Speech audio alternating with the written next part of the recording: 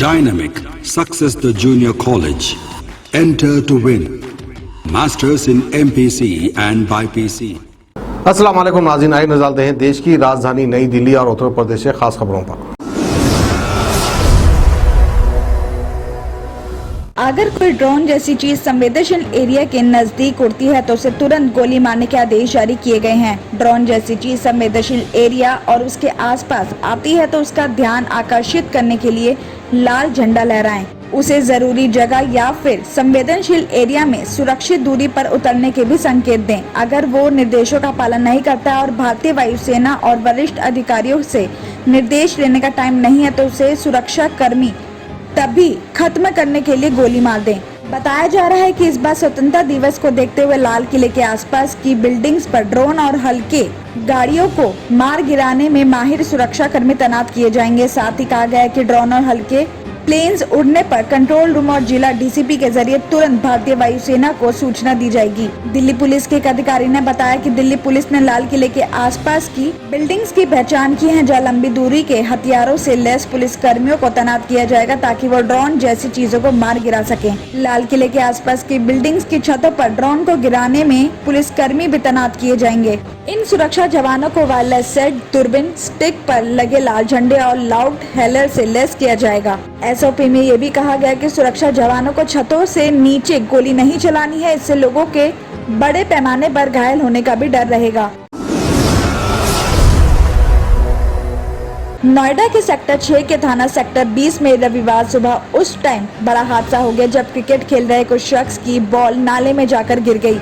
Cricket की ball को निकालने के लिए 4 शख्स सीवर में भी उतर गए, जिसमें 2 शख्स की मौत हो गई और 2 लोग गंभीर रूप से घायल हो गए। इस घटना की जानकारी मिलते ही पुलिस मौके पर पहुंची इस मामले की जांच भी कर रही है और ये घटना सुबह 7 बजे की बताई जा रही है। बताया जा रहा है कि मौके पर मौजूद जल निगम के ऑपरेटर बलराम सिंह ने शख्स को टैंक में घुसने से मना भी किया था। इसके बावजूद चारों शख्स एक एक करके सीवर में उतर गए और गैस के प्रभाव में आकर चारों शख्स बेहोश हो गए।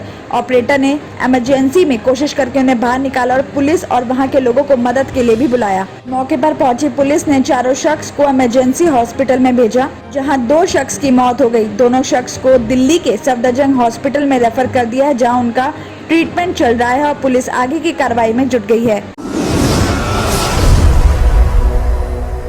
गाजियाबाद से खबर आ रही है कि कविनगर थाना एरिया में बाइक सवार शख्स को कैंटर 200 मीटर तक खींचता हुआ ले गया, जिससे उसकी मौके पर ही मौत हो गई। बताया जा रहा है कि गौतम बुद्ध नगर के रहने वाले सोहेल बाइक से लाल कुआं फ्लाईओवर से दिल्ली की तरफ जा रहे थे। उन्हें तेज रफ्तार कैंटर ने टक्कर मार दी और बाइक के साथ करीब 200 मीटर तक खींचता हुआ ले गया। इससे उसकी मौके पर ही मौत हो गई। ट्रैफिक पुलिस ने काफी दूर तक पीछा करके टैंकर ड्राइवर को पकड़ लिया और आरोपी ड्राइवर ने अपना नाम सोनू बताया है और पुलिस ने बॉडी को पोस्टमार्टम के लिए भेज दिया है। इसी खबर के साथ एक और खबर आ रही कि अशोक विहार की रहने वाली स्टूडेंट फातिमा नर्सिंग का कोर्स कर रही है, जो शनिवार को वो मेरठ रोड की तरफ एक कॉलेज में एग्जाम देने गई थी। जब वो वहाँ से लौट रही थी तो सड़क पार करते टाइम वो बस की चपेट में आ गई और उसको एमएमजे हॉस्पिटल में एडमिट कराया गया, जहां उसे मृत घोषित कर दिया गया। घर वालों ने बस ड्राइवर के खिलाफ तहरीर देकर कार्रवाई की मांग की है।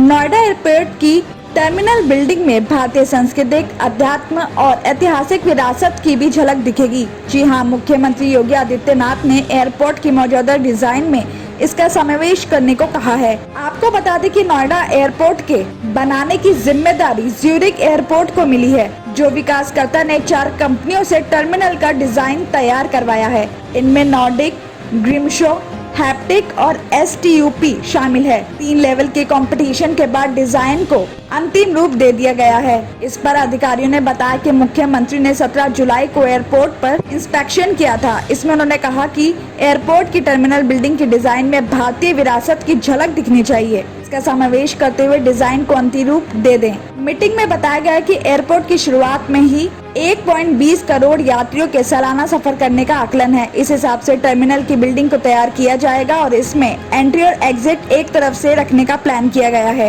इसमें बड़े लेवल का फूड कोर्ट भी होगा और नोएडा एयरपोर्ट में यात्रियों की संख्या में इजाफा होने पर एक और टर्मिनल बनाया जाएगा। इसकी प्लानिंग भी हो चुकी है और देश के सबसे बड़े एयरपोर्ट के पहले लेवल में 1334 हेक्टेयर में बनेगा। IGI एयरपोर्ट से करीब 80 किलोमीटर दूर एयरपोर्ट को बनाने में 29,560 करोड़ रुपए का खर्च आएगा।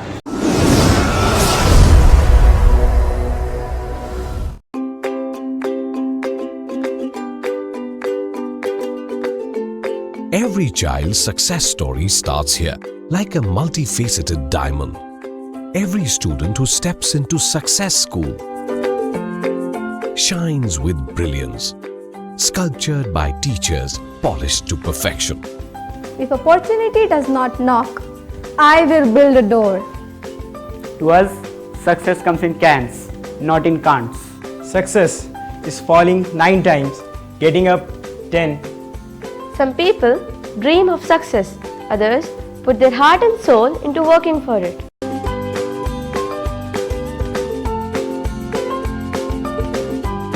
Success, finding oneself.